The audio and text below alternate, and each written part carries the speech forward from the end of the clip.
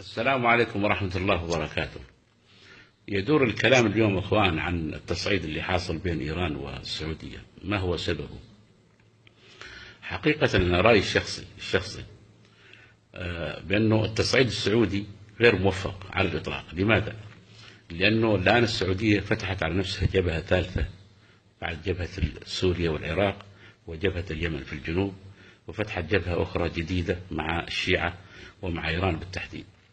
الحكمة كانت تقتضي من السعودية أن تغلق الملفين السوري واليمني لتواجه إيران إذا أرادت، هذه المشكلة. ولكنها السعودية تعتقد بأنه فتح هذه الجبهة سيحقق لها مكاسب على الجبهتين السورية والعراقية واليمنية، وهذا أنا أعتقد أنه هو نوع من الانتحار السياسي. أنا في اعتقادي إعدام النمر، طبعا كان يمكن أن يبقى النمر ل20 سنة قادمة سجين ومدان على سبيل المثال بدون إعدام بدون استفزاز، وفي يناير في 1 يناير تستفتح فيه السنة ويتعلم مكانة هذا الرجل عند الشيعة وعند كثير من السنة حتى يعرفوا الرجل هذا أنه علامة، بغض النظر اتفقنا واختلفنا معه، لكن رجل عالم ومرجع له مكانته عند طائفته وعند بعض الإخوان اللي يعرفوه عن قرب في بعض المذاهب الأخرى، بدليل الشهادات والاحتجاجات اللي سمعناها، وحتى اللي سعى لإطلاق سراحه كان الوقف السني في العراق وليس شيعة العراق، انتبهوا.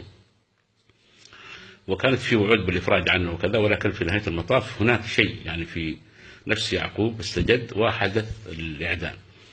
على كل حال الآن المنطقة على سبيل المثال في توقعاتي الشخصية أنه مثلا مساعي عمان والعراق، مساعي عمان والعراق في اعتقادي الشخصي أنه لن تكون هناك مواجهة عسكرية على الإطلاق، لأنه ما في تكافؤ بالنسبة والتناسب، ما في تكافؤ.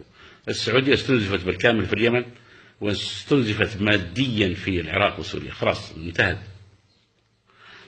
فبالتالي المواجهة العسكرية مستبعدة، لأنه يعني شتان ما بين القوة والاستعداد في إيران وما بين الضعف والوهن في السعودية، هذه نقطة. لكن هناك قنبلة موقوتة اسمها القنبلة الطائفية.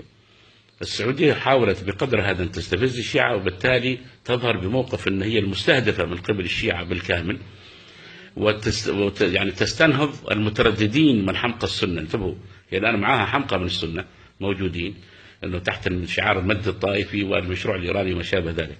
ولكن بهذا العملية لو رأت أن الشيعة تغولوا بفعل مثلا منظمة وبفعل يعني ردود أفعال، فهي ستظهر بمظهر الضحية، وبالتالي تستنهض من هم مترددين من السنة لا زالوا بأنه بالفعل مستهدفة بلاد الحرمين والمقامات والمزارات المقدسة وما شابه ذلك. هذه نقطة. ويعني إذا نجحت السعودية في هذه النقطة بالذات في استنهاض المترددين، ولا أقصد الحاليين اللي معاها، وعملت تيار سني حقيقي ضد الشيعة، سيتم توظيف، انتبهوا، سيتم توظيف هذا السيناريو مستقبلا ضد كل طوائف المسلمين الذين لا يروقون للسعودية من زيدية وإباضية ومالكية وشوافع وأحناف، وكما هو المخطط المستقبلي. هذه نقطة. وفي مرحلة قادمة سيتم توظيف هذا السيناريو في حرب إسلامية أرثوذكسية لإضعاف روسيا وفق المخطط الغربي، وحرب إسلامية بوذية عن طريق الروهينجا في بورما. وبورما يا أخوان متاخمة جدا متلاصقة مع التبت، ومعروف التبت يطالب فيها الدلاي لاما بأنها دولة منفصلة عن الصين، وبالتالي إضعاف الصين وإغراقهم في نزاعات داخلية مثل الأيغور والأقليات المسلمة اللي هي أصولها تركية، وهذا الدور أيضا مزدوج ما بين تركيا والسعودية، وهذا مخطط غربي. هم ليس لهم ناقة ولا جمل، لا تركيا ولا السعودية مباشرة، هم مجرد مطايا لخدمة المشروع الغربي نهاية المطاف. هذه نقطة. ولكن في المقابل في نقطة أخرى سوداء، يعني ما الذي يمنع يا أخوان، ما الذي يمنع يا أخوان في هذا المخطط أن يلجأ الغرب إذا لم يقوم الشيعة كما عرض عليهم بإقامة دولة في الشرق السعودية ورفضوا، كما صرح هذا الكلام أنقل مباشرة عن لسان أمير عام حزب الله سماحة السيد حسن نصر الله، أنه عرض على الشيعة دولة في الشرقية في السعودية ورفضوا، لأنهم ضد التجزية، هم عندهم مطالب ومظالم لكن في إطار الكيان السعودي الحالي. فما الذي يمنع أن تقوم خلايا نائمة يعني يرتبها الغرب بتفجيرات في المنطقة الشرقية، ويجد الغرب وبالذات أمريكا ذريعة لاحتلال المنطقة الشرقية والبدء في الخطوة الأولى من تقسيم السعودية. انتبهوا، هذه نقطة مهمة. إنزال في أرامكو ويحتل المناطق، وهذه المنطقة تمثل 90% من نفط السعودية وثروات العالم اللي تصدر للخارج. بقى عندهم بسيط يعني كمية بسيطة على الحدود الكويتية، وكمية بسيطة اللي هي في حقل الشيبة اللي موجود مع الإمارات.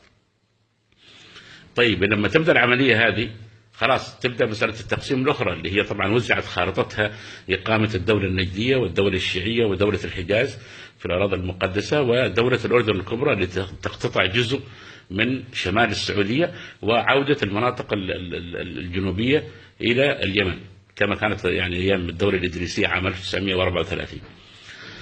طيب انتم الان لو شفتوا سيناريو اليمن واطاله الحرب، المساله لم تعد مساله عفويه، انتبهوا، المساله كان فيها سيناريو. ومساله السكوت على دخول انصار الله اليمنيين الى مناطق من نجران وجيزان وعسير وتهديدهم، المساله لم تعد بس يعني صدفه، كان المساله منظمه لضغوط وسيناريو قادم اكبر. وطبعا هي ساحه معارك موجوده لجميع الاطراف، يعني اذا اضعفتني في سوريا ممكن اضعفك في اليمن، وهكذا المساله اصبحت يعني مجموعه اوراق